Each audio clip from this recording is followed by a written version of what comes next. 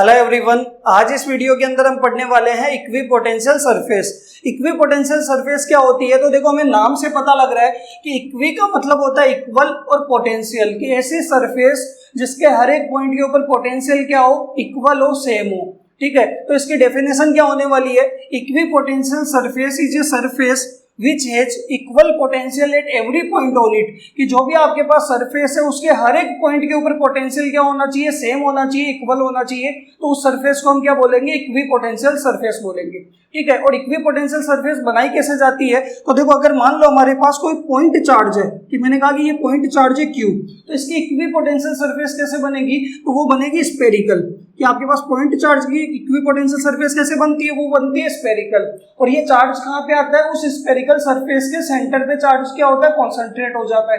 Clear है? तो देखो, इस Q चार्ज की इक्विपोटेंशियल सरफेस हमारे पास स्फेरिकल है। इसका मतलब है कि इस सरफेस के हर एक पॉइंट के ऊपर इस Q की वजह से पोटेंशियल क्या होगा? सेम होगा।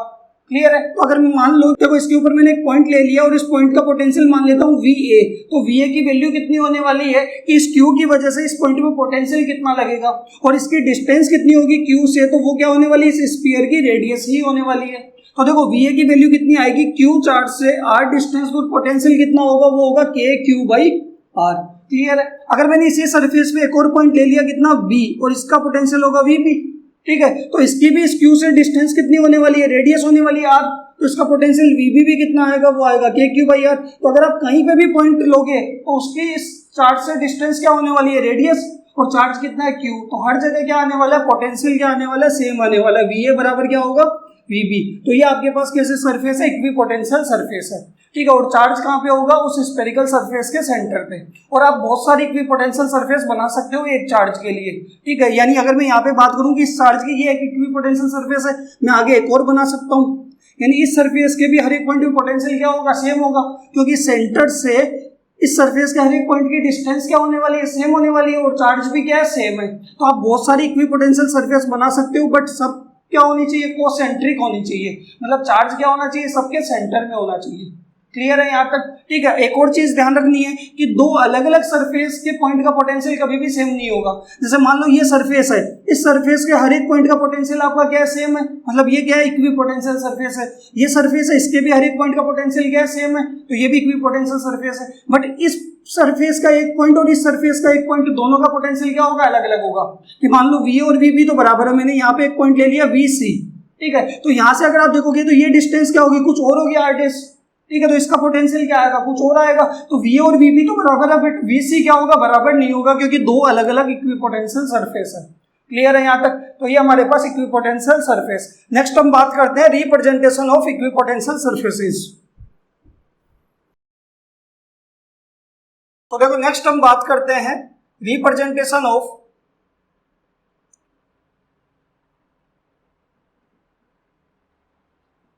Equipotential surfaces.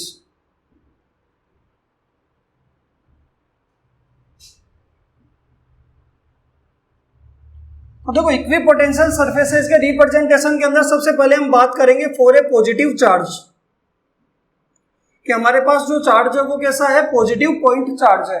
ठीक है, तो पॉजिटिव चार्ज के लिए देखो, सबसे पहले तो हमें क्या करना है? इलेक्ट्रिक फील्ड लाइंस ड्रॉ करनी है। ठीक है, और फिर क्या बनाएंगे? इक्विपोटेंशियल सरफेस बनाएंगे। तो हमें पता है कि हमारे पास कोई पॉजिटिव चार्ज है, तो पॉजिटिव चार्ज से इलेक्ट्रिक फील्ड लाइंस क्या होती है? रेडियली आउटवर्ड होती है। यानी यहाँ पे इलेक्ट्रिक फील्ड लाइंस क्या होगी? बाहर की तरफ जाने वाली है, रेडियली।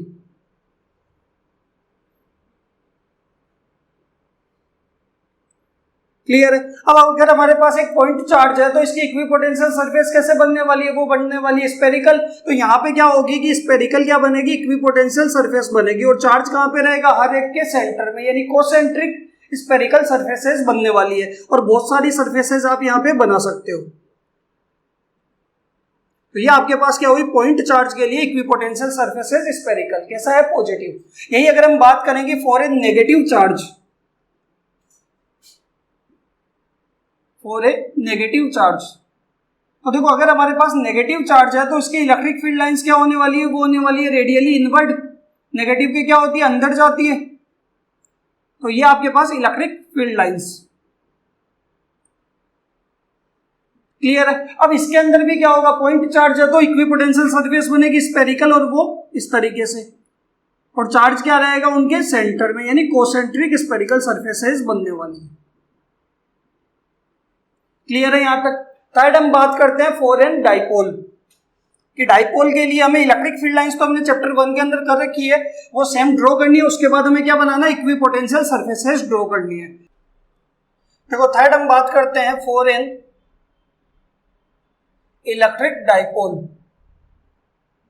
तो देखो इलेक्ट्रिक डाइपोल क्या होने वाला है, तो इलेक्ट्रिक डाइपोल एक अरेंजमेंट होता है जिसके अंदर दो इक्वल और अपोजिट चार्ज होते हैं, मतलब दोनों का मैग्नीट्यूड तो क्या होता है सेम होता है, बट दोनों के साइन क्या होते हैं अपोजिट होते हैं। तो सबसे पहले तो उनकी इलेक्ट्रिक फील्ड लाइंस बनाते हैं कि हमारे पास एक पॉजिटिव चार्ज है प्लस क्यू और दूसरा चार्ज है वो क्या है नेगेटिव चार्ज है माइनस क्यू। तो सबसे पहले तो इलेक्ट्रिक फील्ड लाइंस ड्रॉ करते हैं और इलेक्ट्रिक फील्ड लाइंस क्या होगी, पॉजिटिव टू नेगेटिव जाने वाली है। क्लियर है कि पॉजिटिव से स्टार्ट होगी और नेगेटिव पे क्या हो जाएगी, टर्मिनेट हो जाएगी, एंड हो जाएगी। तो यहाँ पे इस तरीके से आपके पास क्या जा रही है, ये तो इलेक्ट्रिक फील्ड लाइंस आ रही है, यहां से पॉजिटिव से बाहर भी निकल रही होगी। तो हमने क्या किया, imaginary electric field lines draw की सबसे पहले तो, ठीक है। अब हमें पता है कि इसके अंदर कितने चार्ज है, दो चार्ज है, यानी एक प्लस क्यू और एक माइनस क्यू, और दोनों की इक्विपोटेंशियल सरफेस कैसे बनने वाली है, स्फेरिकल। बट इसके अंदर आपको एक चीज ध्यान रखनी है कि जहां पे इलेक्ट्रिक फील्ड ज्यादा होगा वहां पे इक्विपोटेंशियल सरफेसेस क्या होने वाली है, पास पास होने वाली है, क्योंकि बहुत सारी इक्विपोटेंशियल सरफेसेस बनती है। और जहां पे इलेक्ट्रिक फील्ड क्या होता है, ज्यादा होता है, स्ट्रॉन्ग होता है, वहां पे इक्विपोटेंशियल सरफेस क्या होती है, पास पास होती है। और जहां पे इलेक्ट्रिक फील्ड क्या होता है, वीक होता है, वहां पे इक्विपोटेंशियल सरफेसेस क्या होती है, दूर दूर होती है, उनके बीच में गैप बढ़ जाता है।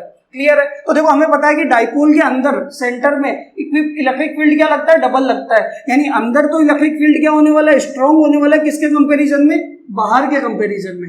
यानी बाहर आपका इलेक्ट्रिक फील्ड क्या होगा, वीक होगा, अंदर आपके पास यहाँ पे क्या होगा, इलेक्ट्रिक फील्ड स्ट्रॉन्ग होगा। ठीक है, तो यहाँ पे रिप्रेजेंट कैसे करेंगे, तो देखो ये चार्ज है पॉइंट चार्ज, इसकी हम एक क्या बनाते हैं, सबसे पहले स्फेरिकल इक्विपोटेंशियल सरफेस बनाते हैं, और इसकी भी क्या बना ली मैंने, एक इक्विपोटेंशियल सरफेस बना ली। ठीक है, अब हम सेकंड सरफेस जब बना रहे होंगे तो इलेक्ट्रिक फील्ड यहाँ पे ज्यादा है, तो यहाँ पे तो इक्विपोटेंशियल सरफेस क्या होगी, पास होगी, और यहाँ पे कम है तो यहाँ पे क्या होगी, दूर होगी। तो सेकंड देखो यहाँ पे तो क्या है, पास है, और यहाँ पे बाहर क्या होने वाला है, दूर होने वाली है। देखो बाहर क्या है, गैप ज्यादा है, यहाँ अंदर क्या है, गैप कम है, क्योंकि अंदर इलेक्ट्रिक फील्ड ज्यादा है, बाहर इलेक्ट्रिक फील्ड क्या है, कम है। यहाँ पे इस तरीके से और बनाएंगे तो देखो ये गैप बढ़ता जाएगा। क्लियर है, यहाँ से देखो इस तरीके से, और फिर बाहर तो इतना गैप बढ़ जाएगा कि दिखाई देना बंद हो जाएगी। क्लियर है। यहाँ पर इसमें अगर आप देखोगे तो यहाँ पे भी सेम होने वाला है कि अंदर तो क्या होगी, पास पास, और बाहर क्या होने वाली है, दूर दूर। इस तरीके से फिर ये दिखाई देना भी बंद हो जाएगी, यानी बाहर दूर जाती जा रही है। तो ये आपके पास रिप्रेजेंटेशन किसका, इलेक्ट्रिक डाइपोल का, कि अंदर इलेक्ट्रिक फील्ड ज्यादा है तो इक्विपोटेंशियल सरफेस क्या है, पास पास है, और बाहर इलेक्ट्रिक फील्ड कम है तो इक्विपोटेंशियल सरफेस क्या है, दूर दूर है। क्लियर है यहाँ तक। नेक्स्ट हम बात करते हैं टू सिमिलर चार्जेस के लिए। फोर्थ हमारे पास टू सिमिलर चार्ज,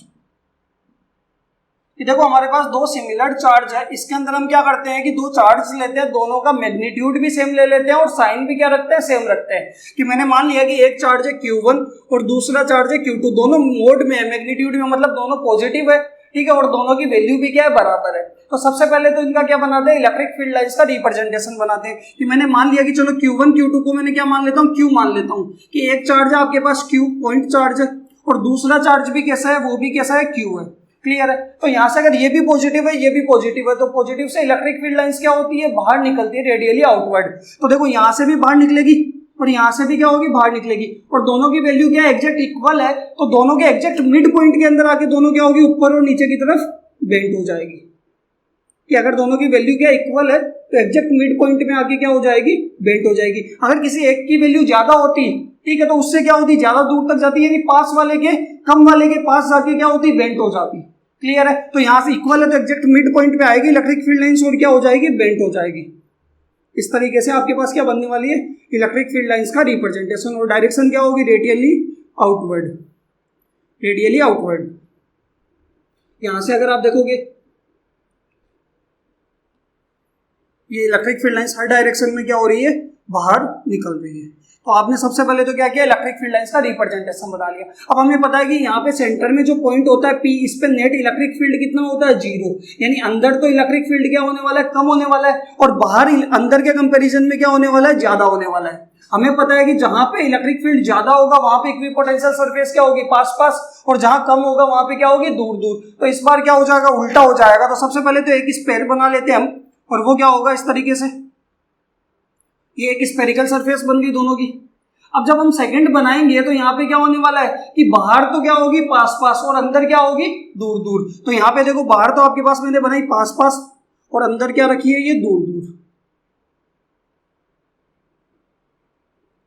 फिर ये इस तरीके से, क्लियर है। यहाँ पे भी सेम, अंदर की तरफ क्या रखेंगे, गैप ज्यादा रखने वाले हैं। ये आपके पास किसका रिप्रेजेंटेशन आया, दो सिमिलर चार्जेस का, दोनों की वैल्यू भी सेम है और साइन भी क्या है, दोनों का सेम है। ठीक है, इसके अंदर एक लास्ट बचा है और वो है हमारे पास यूनिफॉर्म इलेक्ट्रिक फील्ड। तो बात करते हैं फिफ्थ, और वो क्या होने वाला है, फोर्थ, यूनिफॉर्म इलेक्ट्रिक फील्ड। तो देखो यूनिफॉर्म इलेक्ट्रिक फील्ड के अंदर होता क्या है कि जो इलेक्ट्रिक फील्ड लाइंस होती है वो क्या होती है, इक्विडिस्टेंट एंड पैरेलल लाइंस होती है। तो सबसे पहले तो हम क्या बनाते हैं कि ये पॉजिटिव चार्ज है और यहाँ पे नेगेटिव चार्ज है, और इलेक्ट्रिक फील्ड लाइंस कैसे जा रही है, positive to negative, equidistant and parallel lines आ रही है। ठीक है, तो यहाँ पे अगर आप देखोगे तो आपके पास स्पेरिकल इक्विपोटेंशियल सरफेस नहीं बनने वाली। यहाँ पे इक्विपोटेंशियल सरफेस बनेगी, वो बनेगी प्लेन की फॉर्म में, और प्लेन क्या होता है, 2D के अंदर होता है। और एक और चीज ध्यान रखनी है कि अगर आपका electric field lines x axis में जा रही है तो प्लेन किस में होगा, उनके परपेंडिकुलर होने वाला है, मतलब वाई जेड में होने वाला है। अगर इलेक्ट्रिक फील्ड लाइंस वाई में जा रही है तो प्लेन किसके अंदर होगा, होगा आपके पास एक्स जेड के अंदर होगा। कि अगर मान लो ये इलेक्ट्रिक फील्ड लाइंस एक्स में जा रही है तो यहाँ पे प्लेन किस में बनेगा, प्लेन बनेगा इस तरीके से वाई जेड के अंदर। इस तरीके से आपके पास क्या बनने वाली है, इक्विपोटेंशियल सरफेस बनने वाली है, और एक नहीं बहुत सारी बन सकती है इस तरीके से। क्लियर है कि आपके पास यहाँ पे इलेक्ट्रिक फील्ड किसमें जा रहा है, एक्स एक्सिस के अंदर, तो प्लेन किसके अंदर है, तो आपका जो प्लेन बन रहा है, इक्विपोटेंशियल सरफेस बन रही है, वो बनेगी वाई जेड में। अगर इलेक्ट्रिक फील्ड आपका वाई में जा रहा होगा तो प्लेन बन जाएगा एक्स जेड में। कि अगर आप देखोगे ये तो आपके पास एक्स है, एक्स में तो इलेक्ट्रिक फील्ड जा रहा है, ये क्या होगा वाई, और ये इस तरीके से क्या होगा, जेड होगा, इनवर्ड या आउटवर्ड। क्लियर है यहाँ तक। तो ये आपके पास क्या है, representation of equipotential surface. Next video में हम बात करेंगे प्रॉपर्टीज ऑफ इक्विपोटेंशियल सरफेसेस।